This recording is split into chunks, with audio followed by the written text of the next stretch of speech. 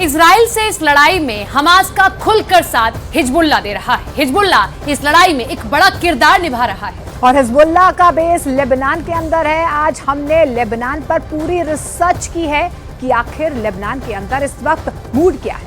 क्या वहां सिर्फ हिजबुल्लाह ही जंग चाहता है या फिर लेबनान के लोग भी लड़ने के लिए आमादा है? रिपोर्ट देखिए।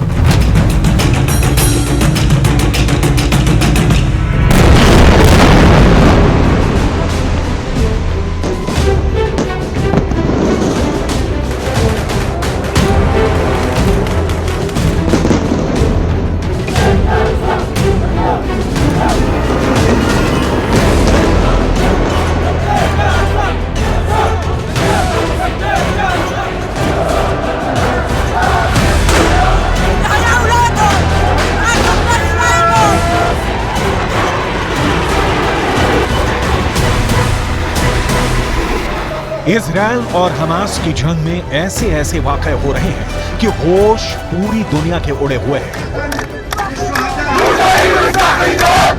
बम गाजा में गिरता है, लेकिन दर्द ईरान, तुर्की, Iraq, Syria, Jordan, Qatar, Lebanon और पाकिस्तान में उठता है।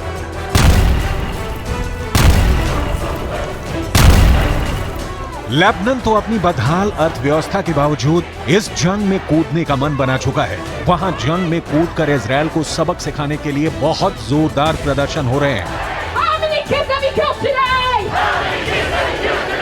हिजबुल्लाह के पीले झंडों से लेबनान फटा हुआ है। आज हमने लेबनान पर पूरी रिसर्च करके एक ग्राउंड रिपोर्ट तैयार की है, जिससे आपको ये पता चलेगा कि किस तरह लेबनान युद्ध के मोड में आ चुका है। लेकिन सबसे पहले हम बात करेंगे एक ऐसे देश की जिसको हमास और इजराइल की इस जंग का दर्द बेवजह झेलना पड़ रहा है। इजिप्ट ना चाहते हुए भी इजराइल और हमास की इस खुरेज जंग का शिकार हो रहा है।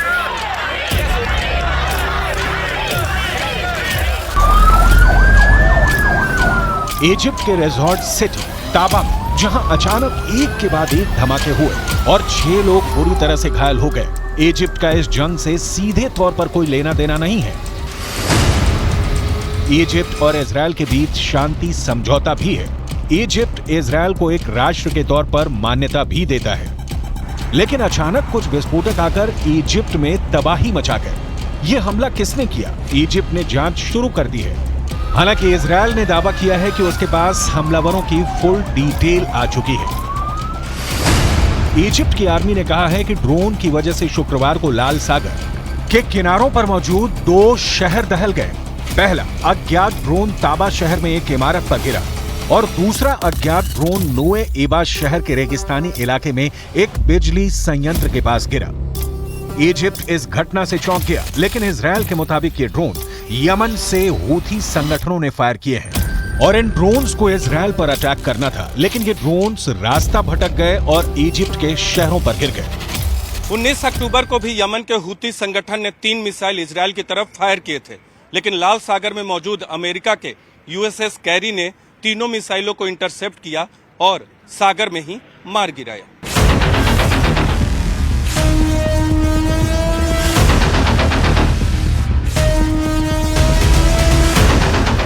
सऊदी अरब में मौजूद अमेरिका की पैट्रियट डिफेंस मिसाइल सिस्टम ने भी इन मिसाइलों को ट्रैक कर लिया था और बाद में इन मिसाइलों के सऊदी अरब के ऊपर आसमान से ट्रेवल करने की पुष्टि की। लेकिन इस बार हूथी ने जो ड्रोन फायर किए उसका पता कोई भी शायद इंटरसेप्टर नहीं लगा सका। हालांकि इजराइल की किस्मत अच्छी थी कि वो रास्ता भटक गए।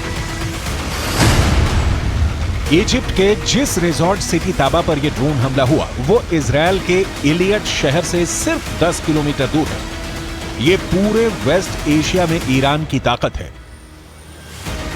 ईरान कभी अपनी जमीन पर युद्ध नहीं लड़ेगा क्योंकि उसके रणनीतिकार बहुत होशियार हैं। ईरान की सरकार यमन, इराक और सीरिया की जमीन का इस्तेमाल करके अमेरिका और इजराइल के ठिकानों पर हमला कर रही है। इन देशों में अपनी जड़ें जमाने के लिए ईरान ने बरसों की मेहनत की है और अब वो उसका फायदा उठाना चाहते हैं। लेबनान एक ऐसा ही देश है जो जंग की चपेट में धीरे धीरे आता जा रहा है।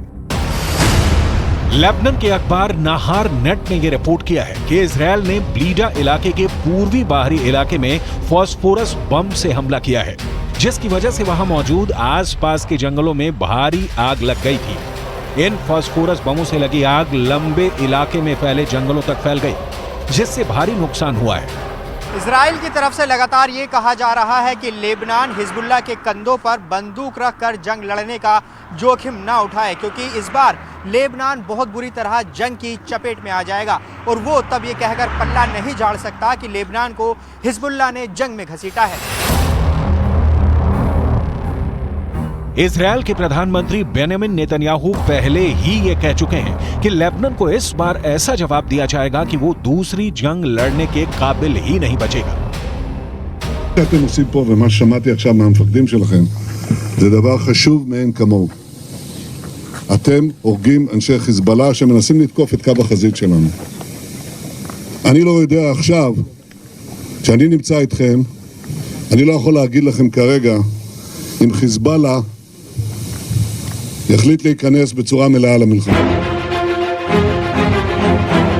लेबनान की सरकार भी पूरी तरह युद्ध में कूदती हुई नजर आ रही है, क्योंकि लेबनान के कार्यवाहक प्रधानमंत्री नजीब मेकाती ने दक्षिण लेबनान के युद्ध से प्रभावित इलाकों का दौरा किया है और बेहद संतुलित बयान देते हुए कहा है कि साल 2006 में संयुक्त राष्ट्र सुरक्षा परिषद ने प्रस्ताव नंबर 1701 को पास किया था और इस प्रस्ताव के मुताबिक 2006 में लेबनान और इजरायल के बीच युद्ध विराम करवाया गया था।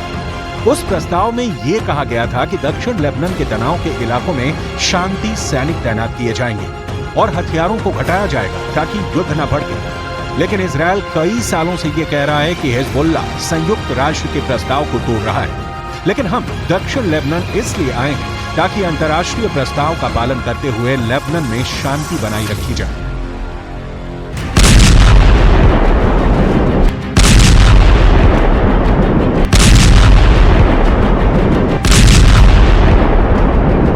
लेबनान के कार्यवाहक प्रधानमंत्री युद्ध के पक्ष में नहीं है, क्योंकि लेबनान की आर्थिक स्थिति काफी खराब है और युद्ध झेलने की हालत में है ही नहीं। लेकिन लेबनान में हिजबुल्लाह एक ताकतवर चरमपंथी संगठन है जो कि लगातार इजरायल से उलझा हुआ है।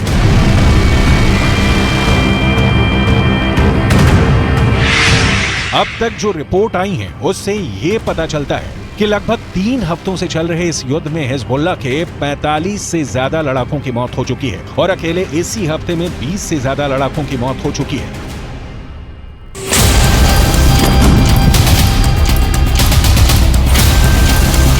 यानी जंग में हिजबुल्लाह खून बहा रहा है और वो बार बार ये धमकी दे रहा है कि अगर गाजा के अंदर इजरायल की फोर्स घुसी तो इजरायल पर उत्तर से कयामत टूटेगी, यानी इजरायल के सिर पर कयामत टूटेगी। लेकिन इजरायल हिजबुल्लाह के तमाम बेसों पर हमला करके फॉरवर्ड प्लानिंग से काम कर रहा है और हिजबुल्लाह के ठिकानों को बुरी तरह से तहस नहस कर रहा है।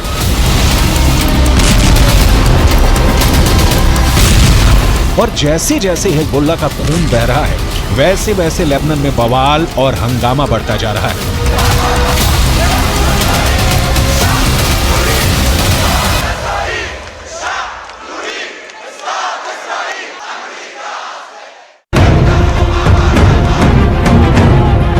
गाजा को लेकर अगर सबसे ज्यादा विरोध प्रदर्शन आज तक किसी मुस्लिम बहुल देश में हुए हैं तो वो लेबनान है और यहाँ पर विरोध प्रदर्शन लगातार हो रहे हैं।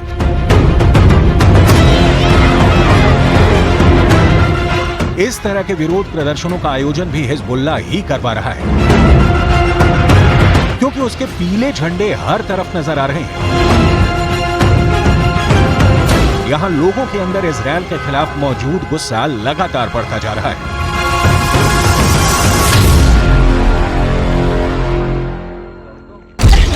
لأنه دقنا هيدي المجازر من قبل من قبل الكيان الصهيوني، فنحن قادرين نحس بهيدي المعاناة اللي عم يمرقوا فيها أهلنا بفلسطين وأطفال غزة. منشان هيك نحن إذا بدكم بنحس فيها من جوا، ونحن أكيد منطالب بوقف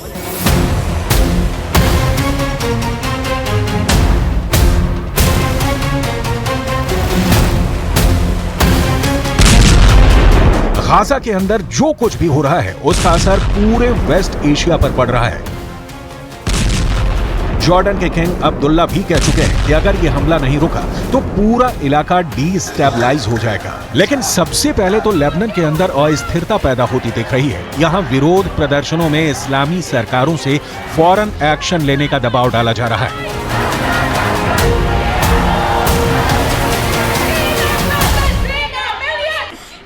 We are pressurizing on the Arab governments and international community to help the Palestinian Kurds.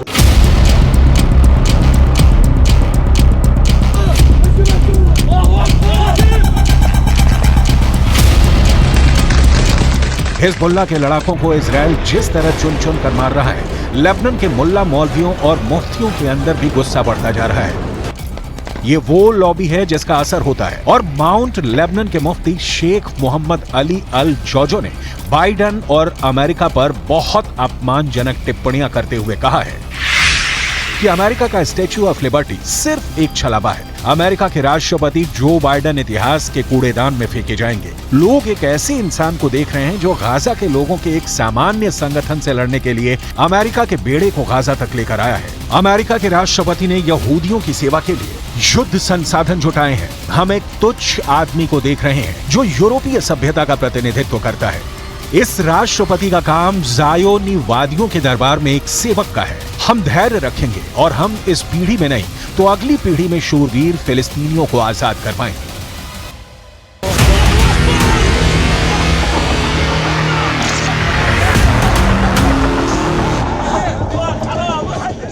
साफ समझ में आता है कि लेबनान के अंदर नफरत की आग किसी सुनियोजित तरीके से सुलगाई जा रही है और ये सब लेबनान के अंदर जारी विरोध प्रदर्शनों में साफ नजर भी आ रहा है।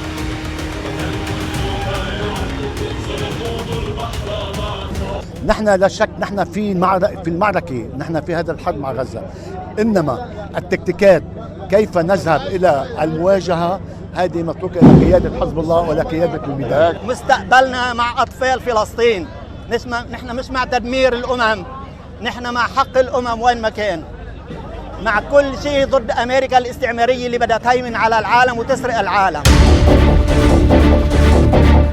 इन प्रदर्शनकारियों में बड़ी संख्या लेबनान के अंदर मौजूद फिलिस्तीन के शरणार्थियों की है जो गाजा को जलता देखकर दुखी हो रहे हैं। احنا متضامنين مع غزة ومع أهل غزة وضد كل اللي عم بيصير بغزة، عشان هيك احنا جايين نتضامن معهم। लेकिन इस तरह के बयानों से जंग में जीत और हार तय नहीं होती है। इजरायल के रक्षा मंत्री योव गैलेंट पहले ही कह चुके हैं कि इस युद्ध में इजरायल का बदला ये तय करेगा कि अगले 75 साल तक इजरायल की जमीन पर रहेगा या नहीं। अभी तक हिजबुल्लाह के 45 से ज्यादा लड़ाकों के मारे जाने की खबर आ चुकी है, लेकिन इसके बावजूद भी इजरायल के रक्षा मंत्री ने यह बयान दिया है कि अभी वो युद्ध को विस्तार नहीं देना चाहते हैं। מנהלים מלחמה בחזית הדרומית כנגד חמאס. אנחנו מוכנים לכל התפתחות בצפון. חיזבאללה סופג נפגעים רבים. יחד עם זה אין לנו עניין להרחיב את המלחמה. אם נידרש לעניין הזה, נדע מה לעשות. הכוחות מוכנים בהגנה. नोट करने वाली बात यह है कि जब इजरायल नॉर्दर्न बॉर्डर पर युद्ध का विस्तार नहीं चाहता है, तब 45 से ज्यादा हिजबुल्लाह लड़ाके मर चुके हैं। तो सवाल ये उठता है कि अगर इजरायल युद्ध का विस्तार कर देगा तो फिर हिजबुल्लाह की क्या हालत होगी।